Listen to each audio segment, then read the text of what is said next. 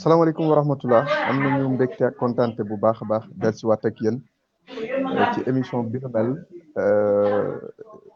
ñu koy def dimanche bu jot di ci waxtaanee ay thèmes yu am solo tey nag ñoom mbégte invité ki nga xam ne moom mooy Abdoulaye Dieye nekk coordonnateur national des jeunes bu ADK ñoo ngi lay nuyu monsieur Dieye bu baax a baax ñu bàyyi la nga nuyoo ak ñi nga xam ne jamono ji ñu ngi ñuy bàyyi xel ci plateforme bi nu mel. asalaamaaleykum waa plateforme de la JAC du mouvement ADK ñoo ngi leen di nuyu yéen ñëpp di nuyu encore une fois les militants yi nga xam ne ñoo nekk au niveau de la diaspora di nuyu encore une fois toutes les xalifis yi nga xam ne encore au moins ñoom ñu seetaan di nuyu encore une fois des frères et sœurs yi nga xam ne sont au niveau de la région de Tambacounda plus particulièrement au niveau de ma localité ñu nuyu di nuyu ñëpp di ñaan ñëpp jàmm rek di sàkku seen ñaan.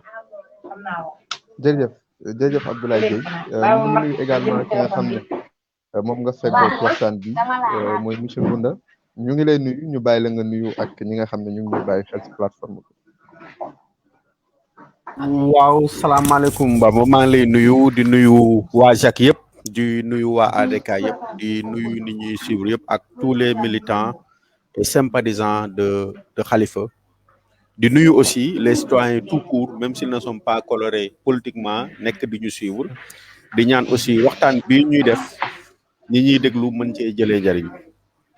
incha allah jërëjëf monsieur Sall alors waxtaan wi ñu tàmm tey ngir waxtaanee ko bokk na ci yëngatu yi nga xam ne amoon na ci Sénégal ci bés yi nga xam ne moom la ñu weesu ban taxawaay la ci li nga xam ne ñoom ñooy ndaw ñu war a am ngir ñu gën a mën a ñoŋalaat li nga xam ne moom mooy suñu wàllu démocratie. alors Abdoulaye Dieye bu ñu la invité parce que yaa ngi jiite mouvement boo xam ne dafa ëmb ay ndaw te ñuy waxtaanee ndaw ñi tey ban taxawaay la ñu war a am ci wàllu démocratie balaa ñoo dugg si loolu yëpp bu ñu doon seetlu ban jàngat la ñu mën a defal ci manifestation yi nga xam ne moom la ñu weesu est-ce que ndaw ñi la ñu doon sàkku am nañu ko wala est-ce que ni ñu ko amee également doon na amin bu rafet. Bon, en tout cas, di féliciter ñëpp encore une fois ci taxawaay bi nga xam ne au moins tout un chacun amoon na ko durant ces 5 derniers jours qui ont été très difficiles pour au moins la communauté sénégalaise vu les durité manifestation. Je pense que quand on parle de démocratie, faudra quand même lii di ci am.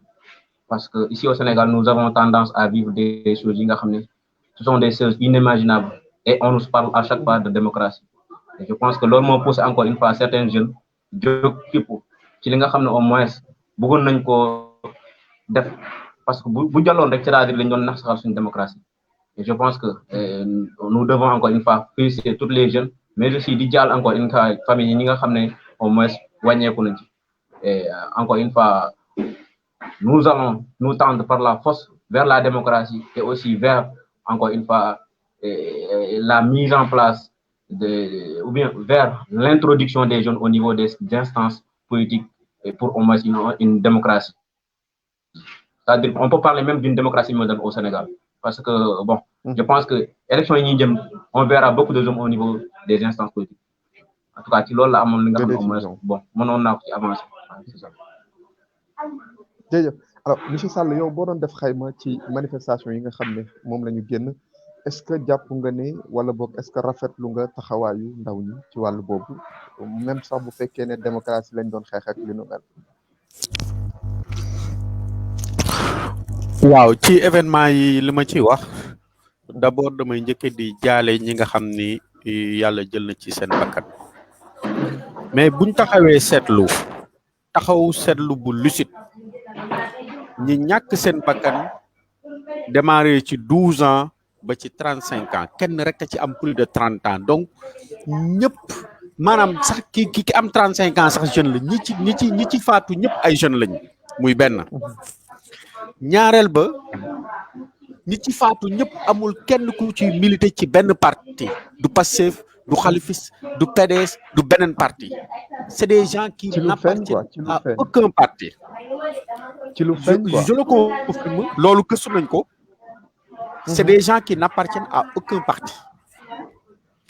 donc tey ñoom amul démocratie la benn ñu xeex. koo xam ne décédé na justement mais événement yi dafa démarrer ak dossier bi ñuy wax Sonko Adji Sarr loolu dañuy jàpp ne rek élément déclencheur la ndaxte boo seetee soulèvement bi wala li ñu tuddee révolution boo ko jëlee ci réewu Maghreb yi Tunisie benn marchand ambulant moo taal boppam moo indi révolution Tunisie am changement président Ben Ali mu contaminé Égypte contaminé Libye contaminé Algérie ba na sax contaminé Maroc donc mbir mu ne day am élément déclencheur mbir mi élément déclencheur bi moo doon li ñu woo Sonko ndaxte gars yi li ñu doon xeex ci ginnaaw mooy dañoo dajale lu bari mooy injustice bi pauvreté bi et surtout chômage bi parce que jeunes yi li tax ñu gën a fës ci combat bi mooy chômage bi nga xam ni état bi permettrewul jeunes yi ñu am beneen alternative jeunes yi dañuy jàng am diplôme du ñu liggéey yow nga dem ba war a nekk soutien de famille mënoo defaral dara bon sa njaboot jeunes yi loolu lañ jël wan ko nguur gi moo tax ñu ànd ceeg détermination buñ demee tey ba ay jeunes nga xam ne buñ daan gis sax waxuma sax lacrymogène buñ daan gis sax ñaari nit yu soltu ne dañ daan daw mais yow ay jeunes dem ba nga xam ne des forces spéciales muy GIGN muy waa BIP ñëw taxaw yore seeni arme jeunes yi taxaw ne duñ daw donc loolu war na indi jàngat. kon monsieur Sall da nga bëgg a wax jàngat bi nag xeex biñ doon xeex teguñu ko woon ci wàllu politique kese. du woon politique kese parce que ku ci nekk am na lu la wàccee am na koo xam ne nee na moom wàcc na couvre-feu bi moom moo ko wàccee am na type de profession yoo xam ni bañ tegee couvre-feu ba tey depuis ay mois liggéeyuñ naa jël benn exemple xoola ñi doon jaay dibiteri yi toog na ñaata weer liggéeyuñu dama jël rek benn exemple maire yi nga xam ne dañ doon jaay fonde guddi ñu teg ko ci bopp koñ bi nit ñi rang di ko jënd ndax ndóol ñooñu loolu moo leen génnee mais nag la plupart li leen génnee mooy dañoo doyal te boo seetee jeunes yi nga xam ne ñoo ëpp ci manifestation yi jeunes la yoo xam ne ñoom ba ñuy ràññale xëy na jotuñu sax xam Ablaye Wade xëy na ñoom ba fi Wade di nekk même bu ñu xàmmee woon luy président ak politique jotuñu woon ràññale jeunes yooyu tey mooy ñi nga xam ne ñoo am 12 ans 13 ans 14 ans 15 ans ñooñu fekkeewuñu lu bëri ci Wade donc benn président kese lañ xamagum muy Macky Sall donc buñ demee ñoom bay manifester Macky war na xam ni il y a ce désir de changement te tey Macky ñaari solution la am soit rester dans cette posture de grandeur et sortir par la grande porte soit dëgër bopp comme ni mu ko waxee reculer pour mieux sauter et sortir par la petite porte avec son lot de mort te loolu ñaanuñu ko pour Sénégal waaw jërëjëf dinañu ñëwaat ñu gën a yaatal parce que développé nga lu am solo très franchement alors monsieur Dieye bu ñu 2012 fi la fekk Sénégal yëngu woon na alors 2019 et 2021 également fi la fekk Sénégal yëngatuwaat taxawaayu jeunes yi ca 2012 ak 2019 ban jàngat ak 2021 excuse-moi ban jàngat nga si am. Bon, s'il vous plaît, vous pouvez reprendre la question. Je dis que fekkee nga la question, s'il vous plaît. voilà maa ngi siy ñëwaat. Je pense que fekkee nga 2012 manifestation yi nga xam ne jotoon na fi am yëpp. xëy na même mun nañ ko bañ a comparer ak 2021 mais fekkee nga 2012 fekkee nga 2021 alors taxawaayu ndaw ñi 2012 ak 2021 boo ci doon def jàngat ban jàngat nga siy def. Je pense que jàngat bu ma ciy def rek mooy. Avancement des femmes parce qu'en 2012 on se battait pour au moins ne pas donner encore une fois la chance au président Abdoulaye Wade de léguer encore une fois le pouvoir à son fils. C'était dans ce combat-là lañ nekkoon ba Macky Sall jël réew mi j'étais pas à Dakar en 2012 je faisais la terminale je pense j'étais à Koumpentoum mais bon être à Dakar ne signifie pas que doo xam lu xew ci réew mi parce que bon à travers les télé am na dañu doon seetaan quand même ce qui se passait et gisoon nañ encore une fois une forte manifestation bi nga amoon na le 23 juillet en 2011 et qui nous a permis encore une fois ñu am alternance en 2012 donc en 2021 avec l'avancement des TIC et aussi avec l'entrée en politique d'Ousmane Sonko qui incarne encore une fois et benn genre nouveauté, c'est-à-dire que la génération, la nouvelle génération, moi, incarne la nouvelle génération, permettre à beaucoup de jeunes de s'intéresser encore une fois à la politique. Donc, on fait nouveau amna quand même, encore une fois dans la politique. Et maintenant, encore une fois, de certains jeunes qui intéressent aussi à la politique. Parce que la plupart des jeunes disaient, moi, je ne suis pas politique, je ne ferai pas de la politique. Mais aujourd'hui, tu vois encore une fois l'entrée de beaucoup de jeunes, ou bien l'intéressement de beaucoup de jeunes dans la scène politique. Mais aussi la diaspora qui joue un rôle très important pour la démocratie, mais aussi pour la politique d'un pays. Monsieur Dieye nga baal ma su fekkee mën nañu voilà nga baal ma su fekkee mën nañ jëfandikoo langue Kocc Barma bi mooy gën a kii daal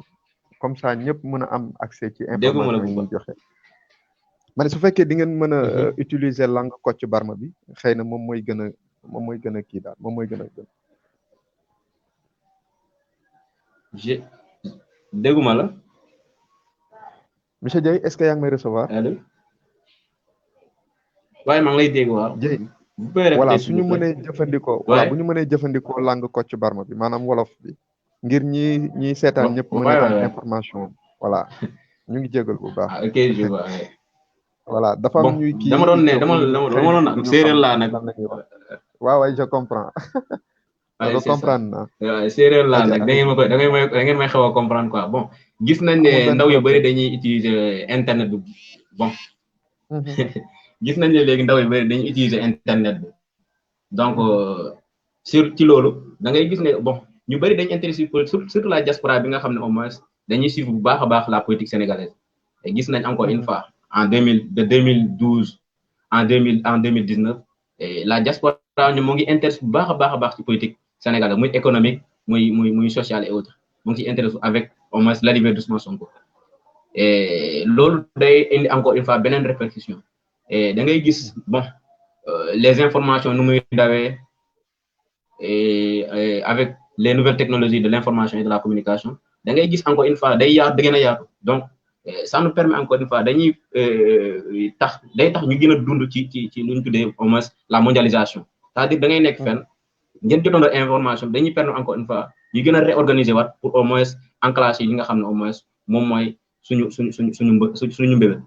donc en tout cas je pense que dans l'ère actuelle envers 2021 ba fu ñu jëm incha allah nous allons vivre des moments yi nga xam ne ce sont des moments un peu difficiles socialement parce que bon on ne laissera pas faire lu doon jàll duñ ko bàyyi mu reprendra vu que c'était pas ça la démocratie dans un pays quand on parle de démocratie on parle du pouvoir du peuple par le peuple pour le peuple xam nga ma ko mën a tekkee ci wolof nag mais ngir encore une fois le peuple se voit sur la politique bi nga xam ne moom la état di def il nous faut encore une fois ñu gën a góorgóorlu parce que dans une bonne démocratie on a tendance à parler de séparation de pouvoir et nous avons vu que amatul séparation de pouvoir au Sénégal il n'y a jamais existé de séparation de pouvoir suñu gisee lu jot a xew avec Karim Wade lu jot a xew ak Khalifa Sall et ñu gisaat encore une fois leneen di ci tegu ak ak Ousmane Sonko et Ousmane Sonko restait encore une fois aux yeux du peuple la seule personne éligible. Donc je pense que c'est ça qui a poussé à la jeunesse encore une fois de sortir comme nous Cordon Ngouda de sortir encore une fois pour pouvoir sauver cette démocratie qui était en l'agonie depuis 2012 après encore une fois l'élection de monsieur le président Macky Sall au niveau de la magistrature suprême. Jërëjëf monsieur Dieye merci beaucoup dinañu dellusiwaat ak yow alors monsieur Sall je pense que yaa ngi may dégg bu baax alors nu mu tuddati li ñu nemmeeku mooy que ndaw ñi génn nañu wane seen mécontentement par rapport ak doxalinu nguur gi mais est-ce que mënutoon gën a rafet aussi ci ay ndaw yoo xam ne dañu dem école jàng am xam-xam wàcc bi ñu wàcc ci terrain bi ñëpp d'accord nañu ne xëy na seen ak seen yelleef moom la ñu kaas mais est-ce que mënutoon gën a rafet bañ a yegg ci yenn yi tamit. waaw foofu bu fekkoon ni jeunes yi jox na leen may ñaan au fait Dieye bu fekkee waxoo da ngay mute sa micro ba nga am tour sinon dafay am retour ah. waay c'est vrai. Dieye yaa ngi may dégg. waaye. waaw bu fekkee mën nga mute micro bi c'est-à-dire que bu fekkee waxoo da ngay mute micro bi comme ça kii bi parce que sinon dafay am retour ci waa ci ñun. waaw je disais que jeunes yi bu fekkoon dañ leen jox des espaces d'expression mooy bu ñu waree joytu dara am fuñ ko joytoo jamono yi ci weer yi ñu weesu am na 400 ba 500 jeunes sénégalais yoo xam ni dee nañ ci géej gi ki nga xam ne taxawoon di wax ni naan Union européenne financement yi mu joxe dafa wàcc aéroport dañ ko jël tëj ko prison état bi musul nangu ni maanaam ñun dañoo ndóol fii dafa métti étudiants yi chaque fois ñuy kaas buntu université duñ ko génn parce que dañuy ñëw mate leen mais jeunes yooyu bu fekkee état bi aussi dafa génnee xaalis ne damay def ay projet de financement projet yooyu ñu jël ko jox ko waa APR bu fekkee DER directeur u DER moo mën a taxaw ne financé nañ 160 000 jeunes yoo xam ne yow xamoo ko man xaw ma ko kenn mënul wax jeunes yi fan la ñu nekk donc frustration boobu ak colère boobu moo dem ba exploser parce que nit bu dara nekkee ci yow bu fekkee ni dem nga ba amoo foo ko mën a exprimer da ngay dem ba finalement da ngay am position extrême même si tu n'es pas extrême mais de par attitude état ñoo lay pousser à cet extrême loolu pour mu bañ a amaat li may ñaan état du Sénégal mooy lu ñu defal ndaw ñi ñu déggu ci kàddu ndaw ñi mooy instance yi nga xamante ne mooy financé xaalis bi jëm ci jeunes yi am na ay structures yu représenté jeunes yi association CNJS mi ngi fi ñiy représenté la jeunesse estudiantine ñi ngi fi ñiy représenté la vie associative ñu ngi fi ñu leen di dajale di leen boole ci maanaam orientation yi nga xam ne moom la état di def ci jeunesse bi parce que tey Sénégal bu fekkee jeunesse dafa toll ci les moins de 35 ans représente 75% de la population sénégalaise nguur bu fi bëgg a toog da ngay déglu jeunes yi te déglu jeunes yi man jàpp naa ni du rek jël xaalis distribuer ko ni comme ça mais créer un environnement donc fiscal un environnement économique un environnement politico-social boo xam ne am na apaisement nga xam ne ku bëgg a investir surtout secteur privé parce que bu ñu wax emploi état xaaruñu ko mu recruter ay nit c'est le secteur privé qui recrute te secteur privé pour mu mën a recruter état bi moo war a créer un bon environnement état bi na créer environnement yi jeunes yi mën a am liggéey mën a dugg dans le marché de l'emploi. Michel loolu dinañ si ñëwaat bu baax a baax mais foofu dama bëggoon ñu taxaw tuuti si defin bi par exemple defin bi xëy na moom la ñu bari ci sénégalais yi rafetlu wut parce que am na ñoo xam ne aussi mënees na ñuy d'accord ne seen yoon nekk ci wàllu politique te yàqule nañu si yàqule boo xam ne xëy na dina impacter lu bare bari ci seen vie est-ce que doxalin bi mënutoon gën a rafet ñu def pacifiquement dem wane seen mécontentement dellusiwaat. waaw loolu kenn mënu ko nangu jël di yokk jël di kase di baare télé bi sax loolu en tout cas man digaluma ko kenn te kenn du nangu ni ñëw toj Auchan jël bagage fa nekk yóbbu loolu ci combat politique la bokk kenn mënul nangu ni jël table boo xam ne maire boo xamante ne jaay na fukki fan ngir mën a daaj benn table nga jël ko lakk ko loolu en tout cas bokkul ci en tout cas jëfinu koo xam ne suba da nga war a nekk ci dirigeant réew mi loolu dañu koy ñaawlu te may wax ni aussi ci manifestation yi aussi y avait ñu ci raxoon ñu ci bëri sàcc nañ leen am na bëri na moi j'ai vu de mes propres yeux des gens fii à Kër Massar des groupes yu yore ay jaasi di agressé nit ñii di këf seen sac ñii di këf ay téléphone donc am na lu ci nekkoon loo xam ni bokku ci woon am na ñoo xam ne xëy na li leen taxoon jóg mooy sàcc en réalité mais encore une fois l'État du Sénégal les forces de sécurité yi ñuy mobiliser pour encadrer une manifestation moo gën a yomb donc mobiliser ay 200 gendarmes wala 200 policiers pour interdire une manifestation donc ñuy permettre que chaque fois ay nit am colère tey le lieu le plus sécurisé au monde muy Maison Blanche boo jëlee année bi premier jour année bi ba ci dernier jour année bi il y a toujours des manifestations te kenn du ko interdire donc il faut que état permettre joxe ay champs d'expression nit ñi bu ñu amee lu ñu joytu ko bu ñu amee fu ñu ko war a jooy ñu jooy ko fa te acteurs yi ku ci nekk muy acteur politique yi parce que violence boobu autant peut-être ñoom dañ koy wax ci opposition mais violence verbale non agression bi ci état bi lañ ko gën a gis parce que fii lañ gis état boo xam ne Macky Sall ñu fal ko moom mu décidé kan mooy def élection ak kan moo def élection jël Karim Wade tëj ko ruiné ko exil teg ko ci avion exilé ko jël Khalifa Ababacar Sall tëj ko Dakar waayi fal ko député mu bañ na du ko jox mandat député xañ ko mandat maire xañ ko mandat député xañ ko élection présidentielle donc ça aussi c'est de la violence d'État donc état bi aussi bu xoolaatee doxalinam opposition bi xoolaat doxalinam donc le climat est apaisé parce que réew ci jàmm la ñu koy defal duñ ko defar ci ay parce que ki nga xam ne mooy diriger réew moom moo am intérêt que réew mi nekk ci jàmm donc moom moo war a œuvrer pour que mais boo seetee depuis 2012 l'ensemble des crises c'est-à-dire que des soubresauts yi am ci réew mi ont été provoqués par l'État bi nga xam ne moom lañ xaal ci responsable mais un État irresponsable. jërëjëf Sall jërëjëf daanu dikkaat ak yow ci yeneen i ponk yoo xam ne dinañ koo leeral alors monsieur Dieye dégg nga Ngouda Sall li mu développé ci wàllu boobu noonu mais est-ce que mën nañ jàpp réellement que ne xeex bi nga xam ne moom la jeunesse bi doon xeex est-ce que am nañu ci victoire bu positive.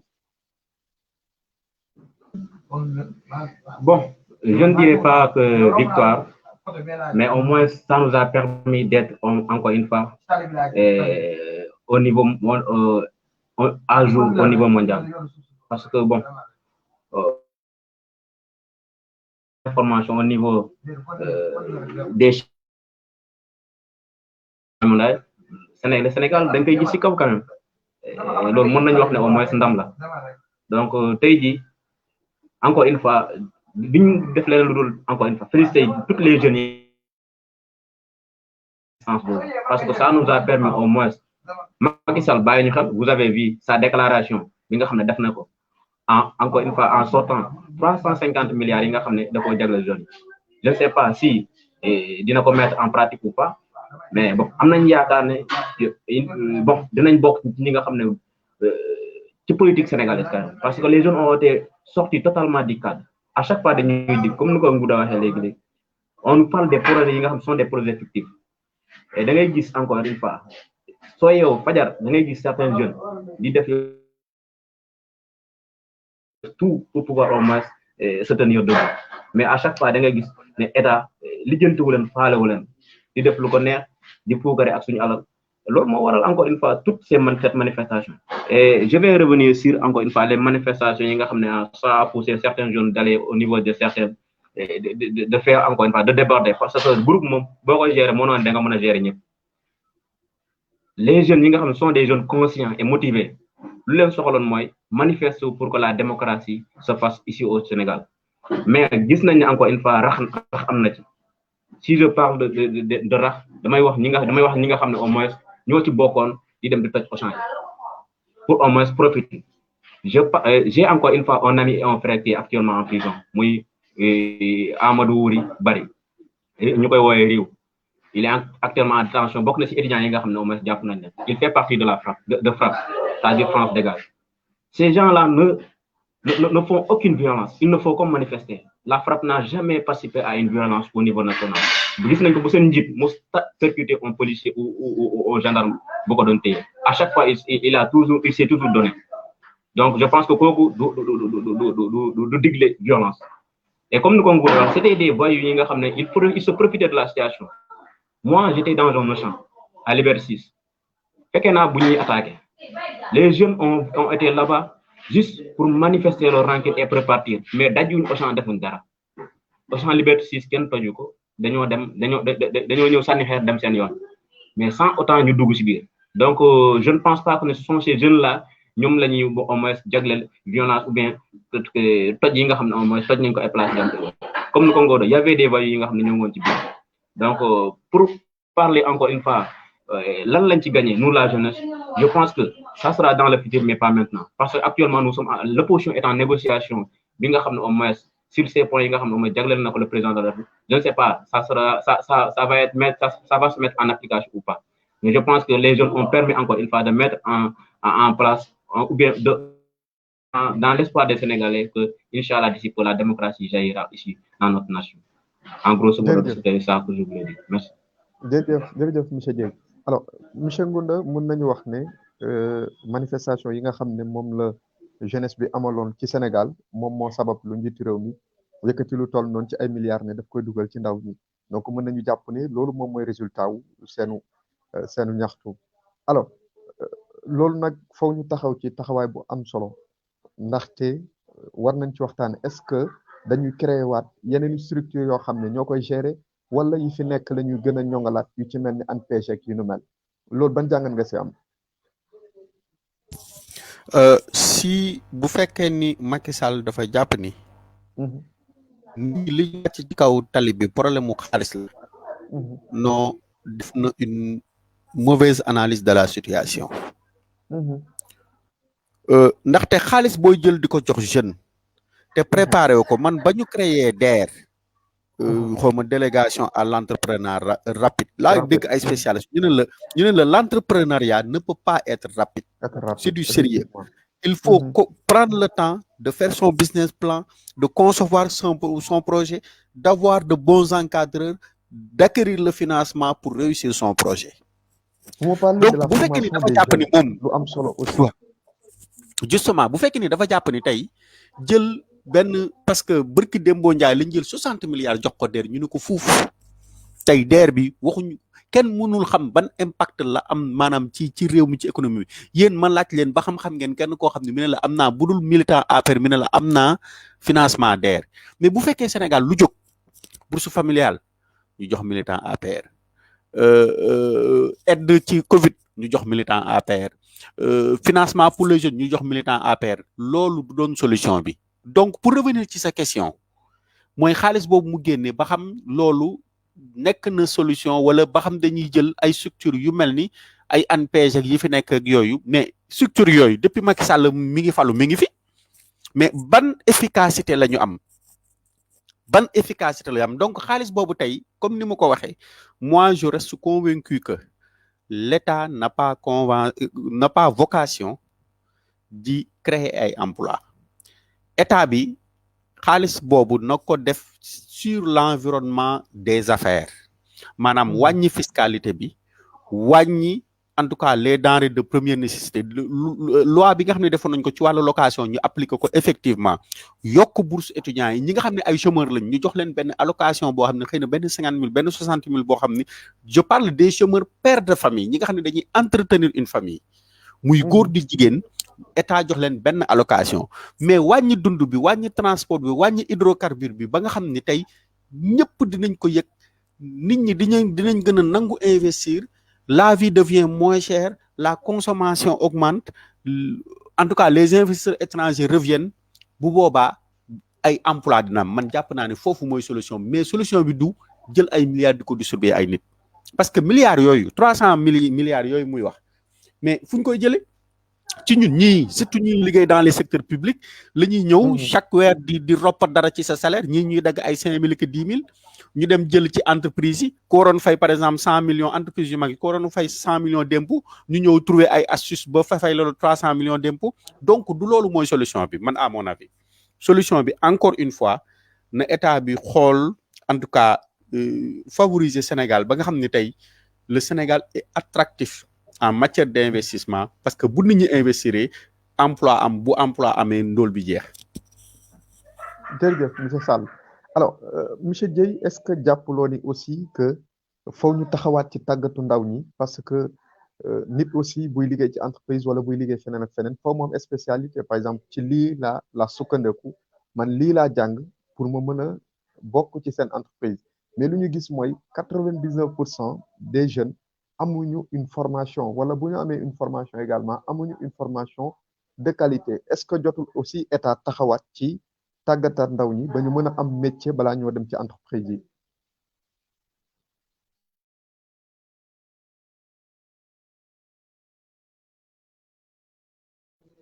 monsieur Dieye dégguñu la de su fekkee da nga fayoon sa micro mën nga ko taalaat ah. waaye maa ngi jégalu dama fayoon sama micro. Bon, je pense que ndaw moom pour ñu mën ko accepter dans le monde de l'entrepreneuriat il faudra quand même mu am profession c'est-à-dire métier. Et depuis 2012 laay wax ci lañ créé woon encore les orientations dans les universités privées je pense donc doo ma ne les ndaw yi nga xam ne ñoo nekkoon dans les universités privées de 2012 jusqu'à 2021 mënuñoo am boo léegi profession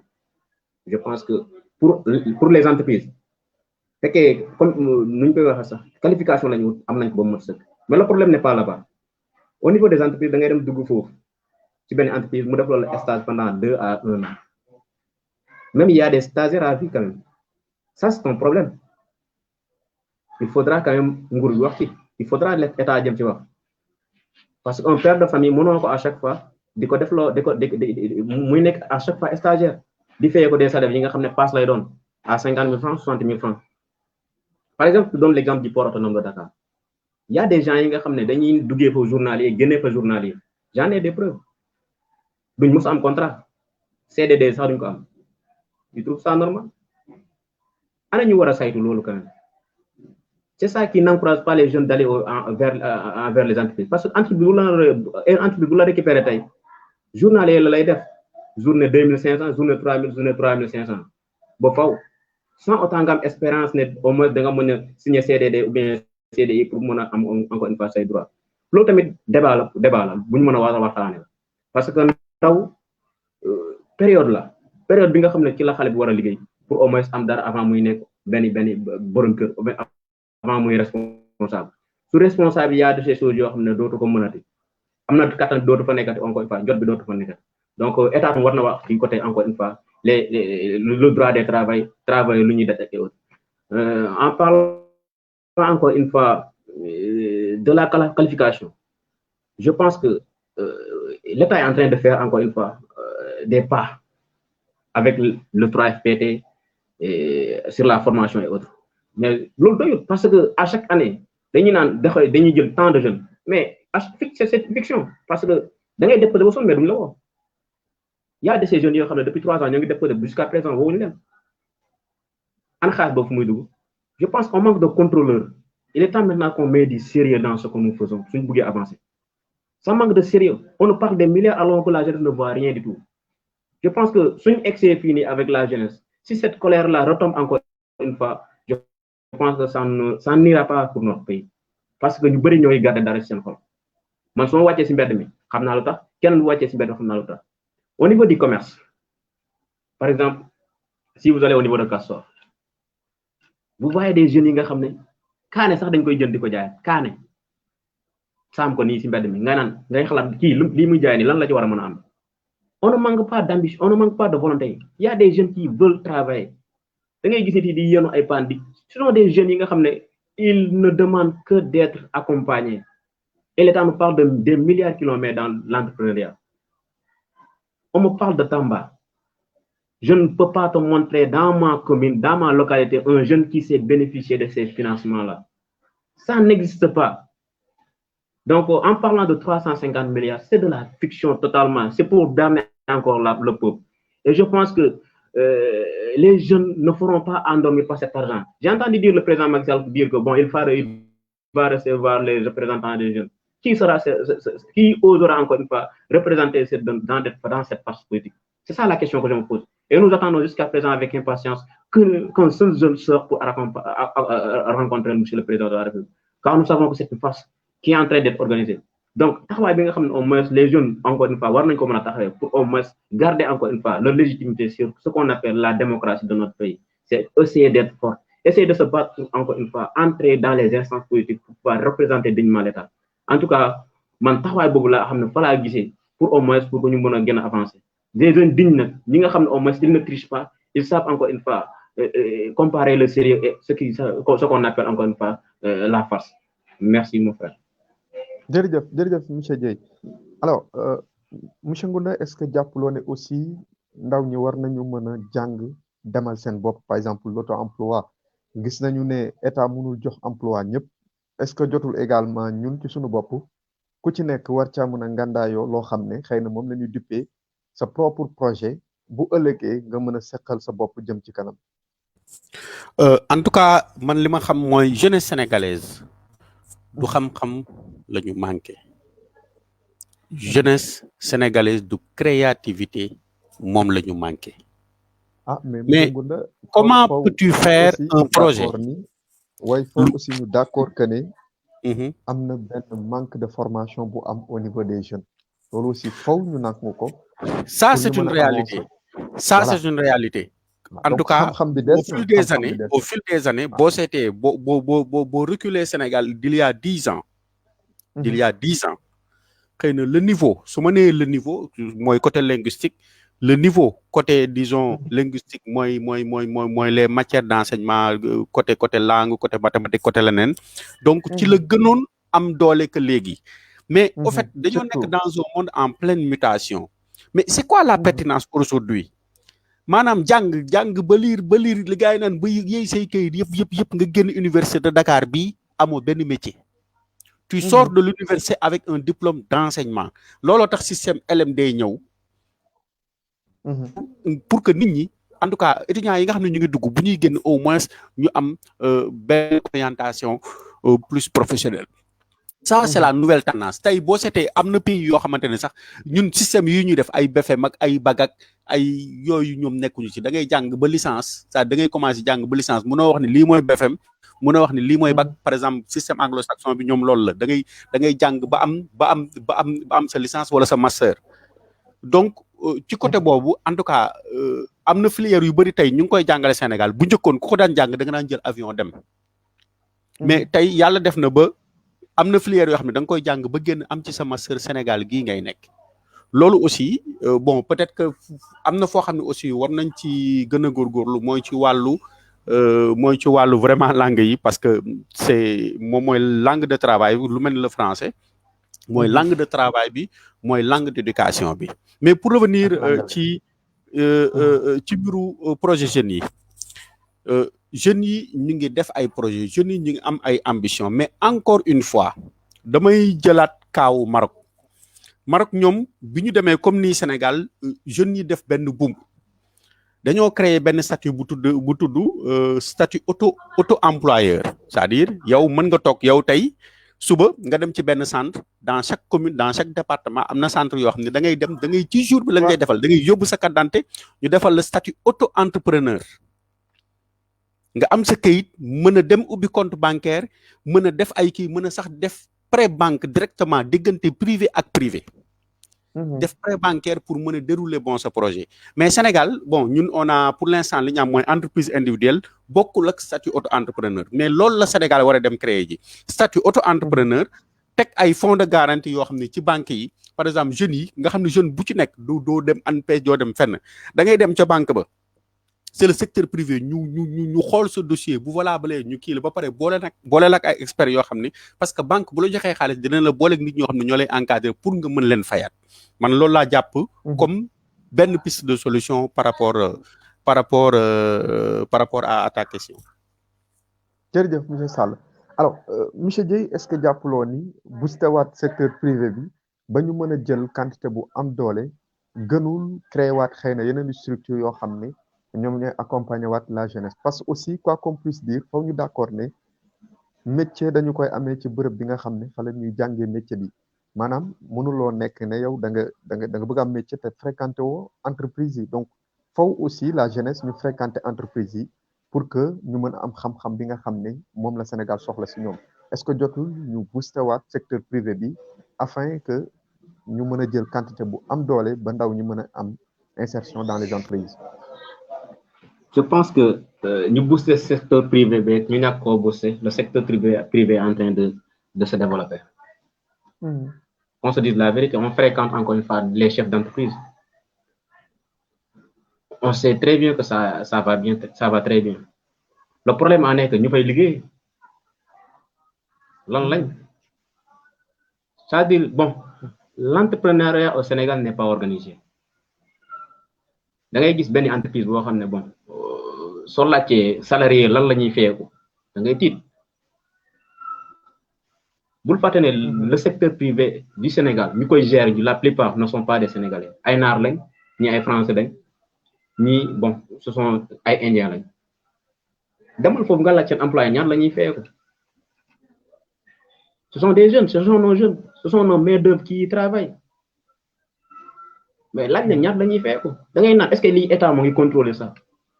je ne parlais pas de booster le secteur privé parce que le secteur privé la plupart du secteur privé sénégalais à part bon Sedima et autres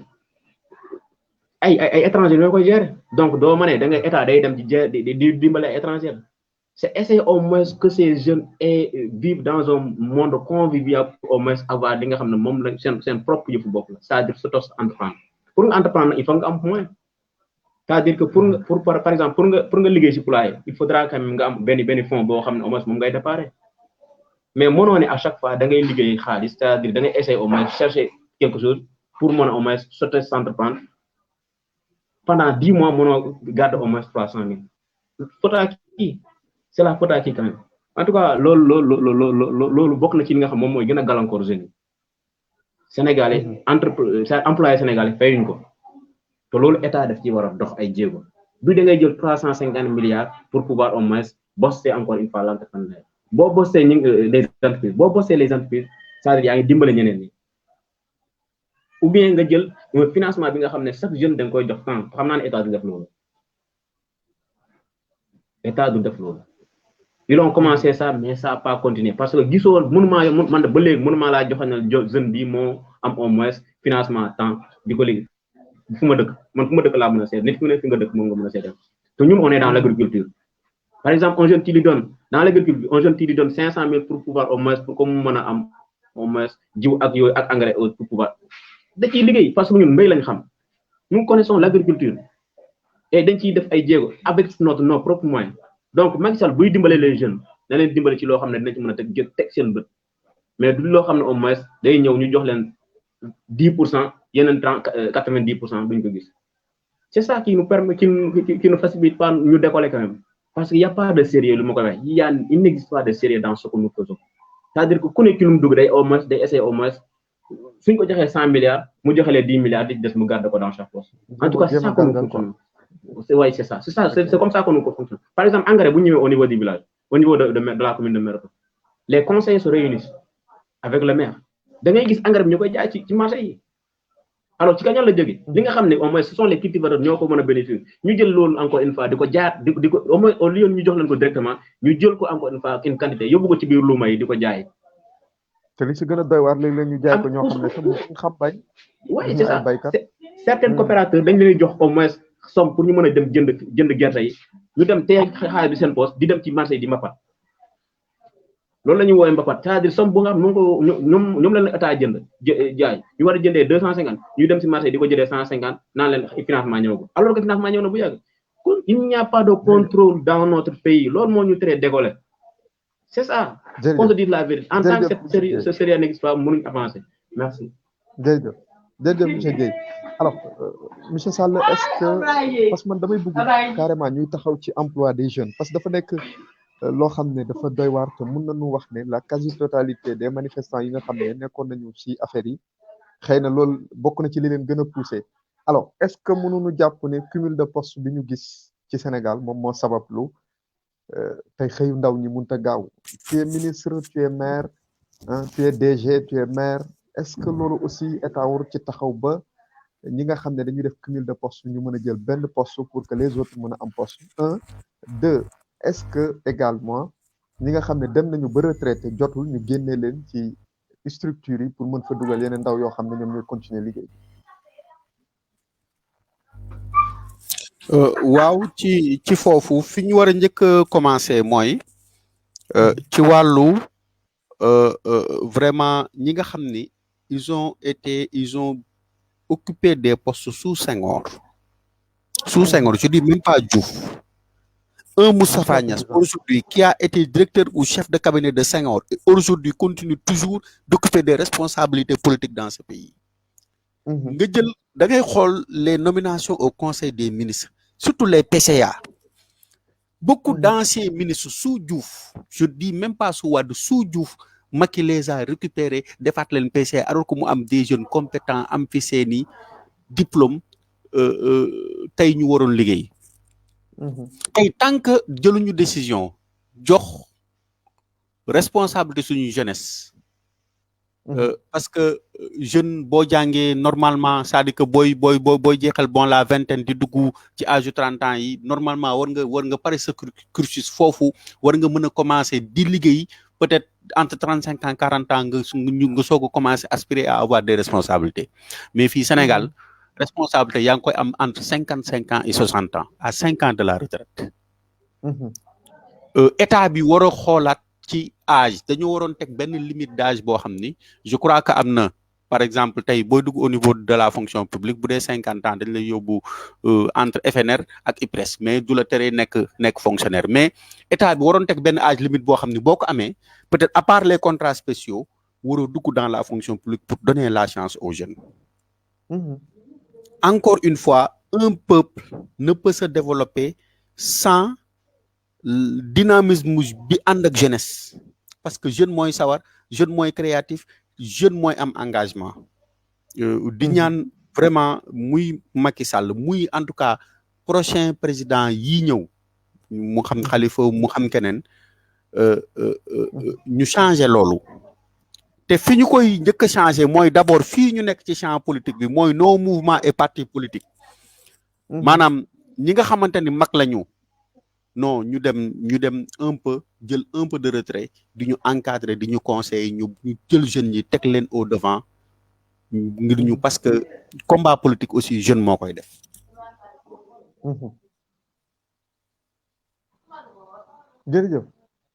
jërëjëf monsieur Sall alors monsieur Dieye bu ñu taxawee ci wàllu démocratie ak ndaw ñi taxawaay bi ñu ci war a am lan la ñu mën a jàpp ne xëy na moo war a nekk seen taxawaay ci li ñu dëtmal ndax mën nañu jàpp ne xëy na li ñu dëtmal sax mooy gën a métti ci li nga xam ne jot nañu ko weesu seen taxawaay lan la war a doon ngir gën a mën a ñoŋalaat démocratie réew mi. Bon en tout cas mbiru combat pour encore une fois démocratie gën a encore une fois am doole su suñu réew day bokk ci day commencer par engagement personnel na ku ne jàppee yëfu boppam parce qu'on parle d'une nation et sooy wax nation nag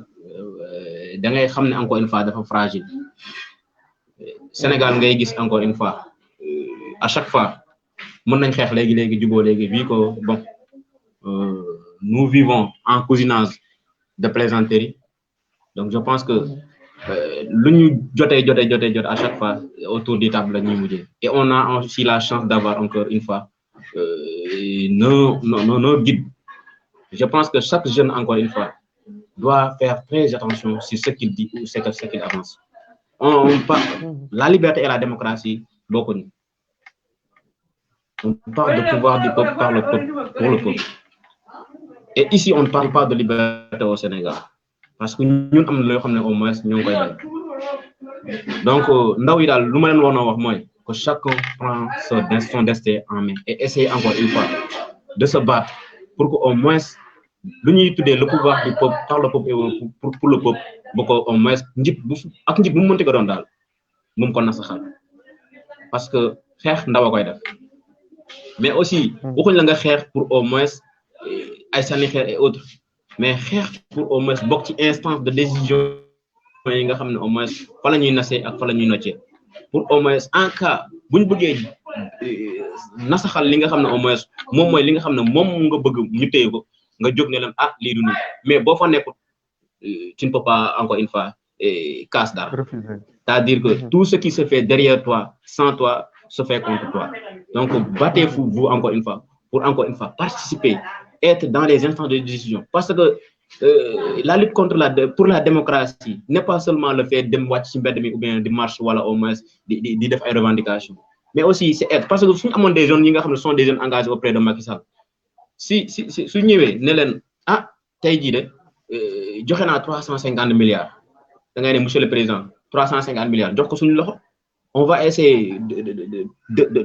distribuer que ñi nga xam ne ñoom ñooy indoor parce que loolu tax day gën a yokk encore une fois la politique de Macky Sall c'est-à-dire la politique politicienne de Macky Sall suñ ko distribuer nu mu waree par exemple bu ñu ñëwee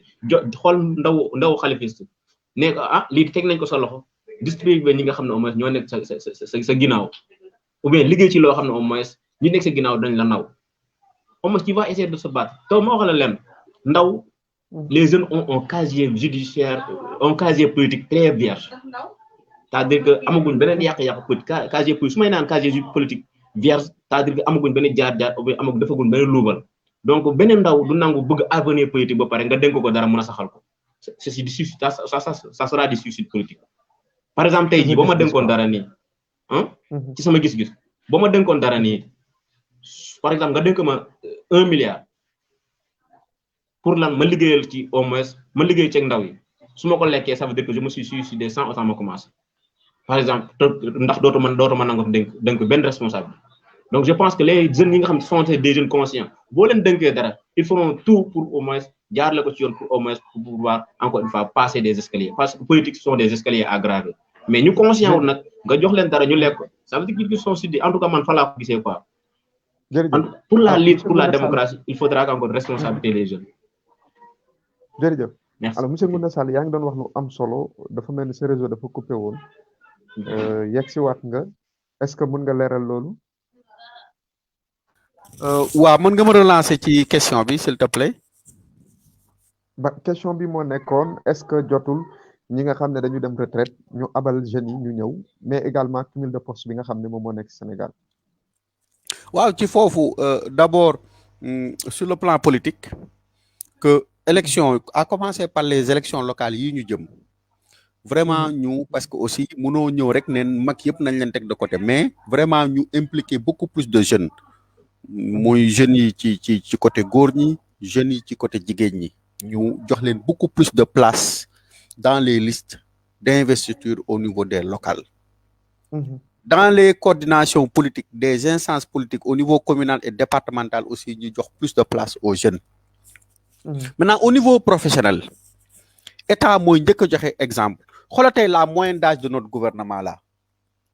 maanaam suñu gouvernement mooy gouvernement Macky Sall bi maanaam ñaata ñoo ci am plus de 60 ans ñoo xam ne tey buñ nekkoon ci entreprise dem nañu retraite. Donc ñu jël beaucoup plus de ministres en tout cas dans la frange des 30-45 ans ñoo xamante ni quand même estampillés comme étant des jeunes. beneen bi dans la fonction publique ñu teg ay critères yoo xamante ni ñuy bañ ji recruter par exemple mais ku dem ba 50 ans 54 ans 55 ans ñu lay dugal ci fonction publique daanaka sa carrière jeex na. ñu donner la chance aux jeunes ngir ñu mën a am waaw ñu mën a am temps def carrière. beneen bi mooy sur les postes de responsabilité aussi nomination yi surtout yi ñuy def par décret ñu jox encore une fois cette place là dans la jeunesse. Mais aussi ci espace familial bi dama koy c'est important parce que responsabilité mi ngi commencer ci espace familial bi. jeune bi am na responsabilité individuelle parce que benn jeune ñaanul nekk éternellement sous la coupole de tes parents nekk éternellement disons entretenu par ses parents bi aussi dem ba sa doom bu tolloo yenn âge yi boo amee possibilité jàppale ko ne ko lii kat maa la ko jox démarrer sa business su bopp encadrer ko mu commencer xam responsabilité peut-être mu dugg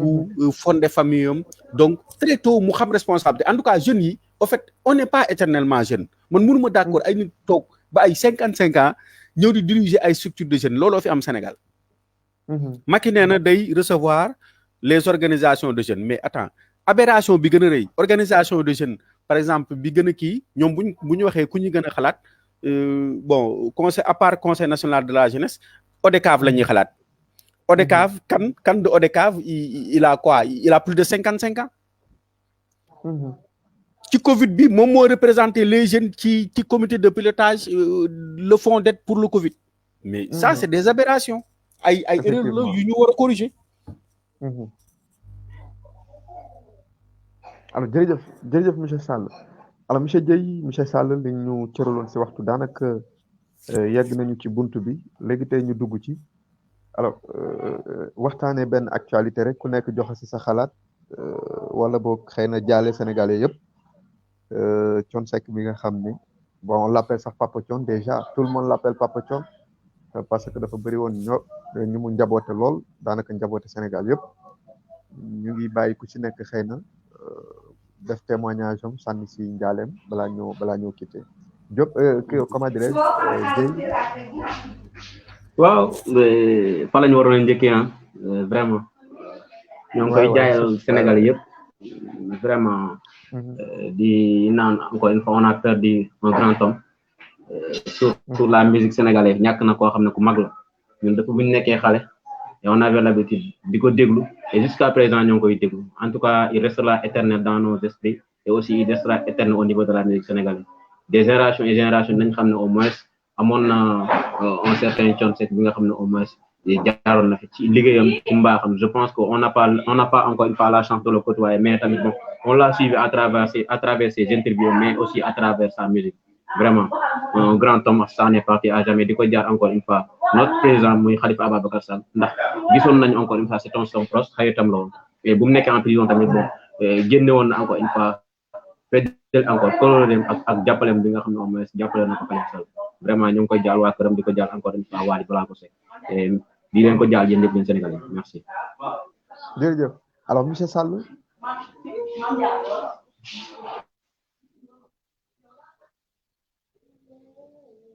monsieur Sall. je suis là waaw li may wax ci mot de la fin bi d'abord di jaale Sénégal yëpp vraiment doyen Thione Seck ndaxte nit moom foo dem ba yàlla dogal nekkatoo fa sa jëf moo la fay bàyyi tey am na jëf jum fi bàyyi ñëpp d'accord nañ ñëpp seere nañ ñi il chantait la vertu comme il l'avait dit au tribunal que maanaam da doon way di yedd nit ki da nga daan déglu wayam mu lay yedd di la delloo jëmee la ci lu baax di la yedd di la delloo jëmee la ci diine donc dañ koy ñaanal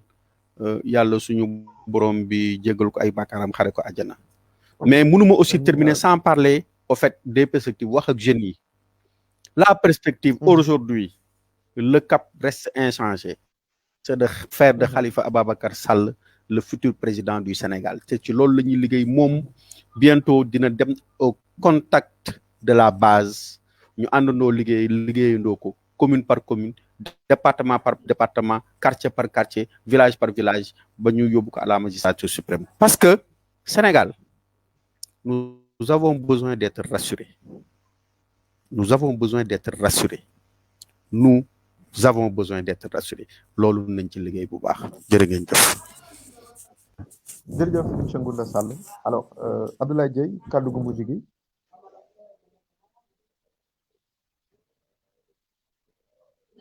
Abdoulaye Dieye dafa mel ni da nga fayoon sa micro. oui man damay fédérer encore une fois sama engagement encore une fois auprès de Khalifa Ababacar Sall di ko fédérer encore une fois sama engagement ci dans le mouvement d'ADECA di remercier encore une fois toutes les jeunes yi nga xam ne ñoo ngi sama ginnaaw di ma jàppale ci liggéey bi rawatina la cellule de communication avec la directive de monsieur Cheikh Tidiane Diallo di def liggéey bu mucc ayib vraiment kontaan naa ci yéen et aussi le service technique muy monsieur Amdi Sarr bi nga xam ne mu ngi def liggéey bu mucc ayib en tout cas je vous tire chapeau et aussi di ñaaxaat encore les jeunes ñu gën a engagé waat rek ne xam ne bon le combat ne vient que de commencer et inchallah la démocratie jaillira dans notre état merci beaucoup. jërëjëf merci coordinateur national des jeunes Abdoulaye Dieye ñu ngi jaajëfal également Ngounda Sall bu baax a baax ci ànd bu rafet bi nga xam ne àndoon ngeen ko ñun ci émission bi nu mel ñu ngi jaale Papa Thione ñu ngi koy jaale ñi nga xam ne ñoom ñoo nekk Sénégalais yëpp jaale ko président Khalifa Ababacar Sall jaale ko également toute sa famille surtout sa grande famille quand je parle de sa grande famille c'est sa grande famille musique comment dirais-je sa grande famille musicien ñi nga xam ne ñoom ñoo nekk ci musique yëpp ñu ngi leen koy jaale di leen jox di daje beneen dimanche incha allah rabbi jay